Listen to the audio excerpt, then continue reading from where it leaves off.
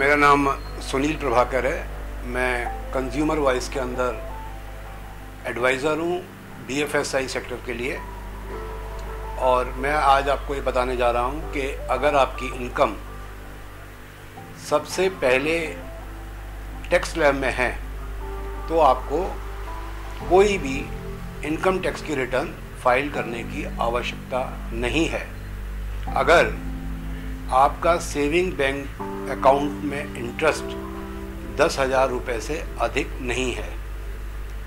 ये मैं खुशखबरी आपको इसलिए देना चाहता हूँ कि इस वर्ष के बजट में फाइनेंस मिनिस्टर प्रणब मुखर्जी ने 10,000 रुपये तक के इंटरेस्ट को सेविंग बैंक अकाउंट पे इनकम टैक्स में छूट दी है।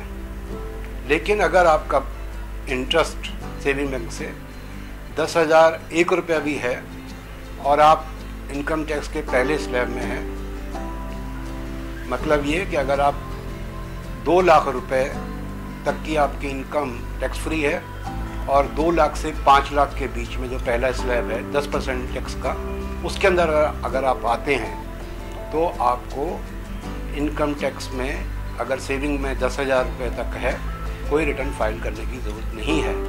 10,001 रुपया होने की वजह से आपको वो छूट से आप बाहर हो जाएंगे।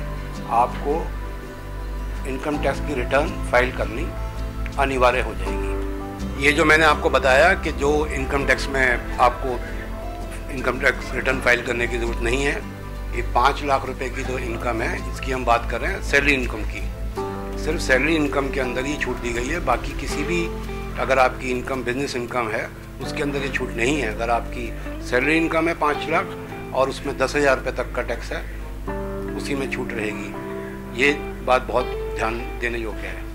42,827 ये मैं वो अमाउंट आपको बता रहा हूँ जो अगर आप बैंक में सेविंग में बैंक में रखेंगे 7% ब्याज मिलने पर, उस पर भी आपको कोई टैक्स देने की ज़रूरत नहीं है, क्योंकि ये लगभग बराबर होता है 10,000 रुपये के ब्याज के। तो ये अगर आप 7% का ब्याज है तो ये अगर आप अमाउंट मैक्सिमम रखें सेविंग्स में, इससे ऊपर एक भी पैसा ना रखें, तो आपको 7% मैक्सिमम सेविंग पे ब्याज भी मिलेगा और इनकम टैक्स की छूट भी मिलेगी। बताने जा रहा हूँ कि अगर आपने पैसा सेविंग्स बैंक में रखा या आपने पैसा फिक्स डिपॉजिट में रखा, इसमें दोनों में क्या अंतर है और उसमें टैक्स का लाभ आपको कहाँ मिलेगा। सेविंग्स में रखने में आपको, जैसे मैंने बताया, आपको ब्याज कम मिलता है, FD पे ज़्यादा मिलता है, लेकिन 10,000 की छूट सिर्फ सेविंग पे मिलेगी। लेकिन अब मैं आपको ये भी बताने जा रहा हूँ कि अगर आप हाईएस्ट स्लैब में हैं तो आपको सबसे ज़्यादा आपको जो ब्याज के अंदर जो 9% का भी है अगर ब्याज मिलता है, तो भी जो एक्चुअल ब्याज मिलेगा वो आपको कम मिलेगा। लगभग आपको मिलेगा 6.30% टैक्स लगा करके, मतलब 30% का अकाउंट फॉर कर लीजिए टैक्स को। इसी तरीके से अगर आप छोटे स्लैब में आ जाते हैं, मतलब 20% के अंदर आ जाते हैं, तो वो आपका स्लैब जो है वो 7.2% तक चला जाएगा और मतलब बढ़ जाएगा, क्योंकि आपका टैक्स जो है वो 30 से 20 हो गया। और सबसे कम 10% के अंदर आपका स्लैब जो है वो जो टैक्स रहेगा, इंटरेस्ट रहेगा, वो लगभग 8.1% तक शूट अप कर जाएगा।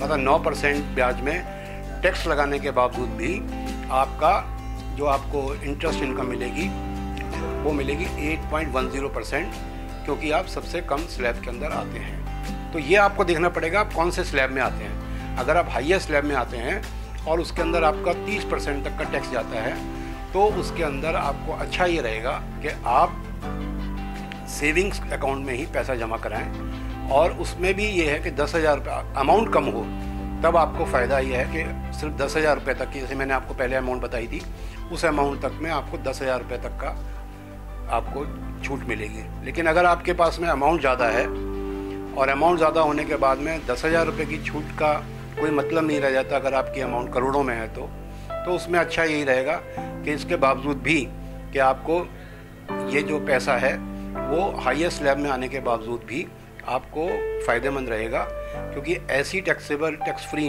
रिटर्न और इतनी सिक्योरिटी जिसमें बैंक में जैसे सिक्योरिटी होती है, जिसमें पैसा पूरी तरह से सेफ होता है, कोई स्पेकुलेशन नहीं होती, और कहीं नहीं मिलेगी। बाकी अगर आप कुछ और जानकारी चाहते हैं तो मेरा आर्टिकल कंज्यूमर वॉइस में ज़रूर पढ़ें, और इसके लिए आपको कंज्यूमर वॉइस को सब्सक्राइब करना ज़रूरी हो जाता है। याद रहे, जो इन्फॉर्मेशन कंज्यूमर वॉइस में दी जाती हैं, ऐसी इन्फॉर्मेशन, वैल्यूएबल इन्फॉर्मेशन जो आपके पर्सनल फ़ायदे के लिए हैं, वो और किसी मैगज़ीन में नहीं आती।